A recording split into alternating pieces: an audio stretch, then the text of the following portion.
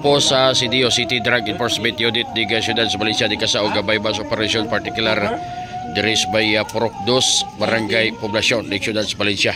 Aga CDO gipangunahan ni Police Lieutenant Christopher Ibanez, kamandoan ni Police Lieutenant Colonel Brian Panganiban, hipis ka pulisa di Dakbayan ga nakuhaan aga suspect nga si kisay pangalan ma'am?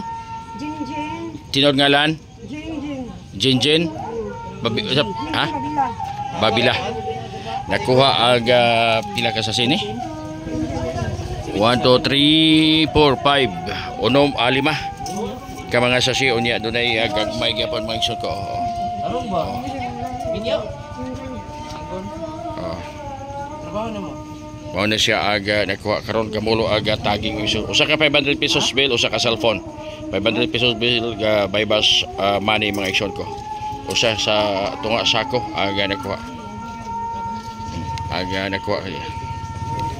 Ato bang diri gamay ma'am? Oh, dili siya.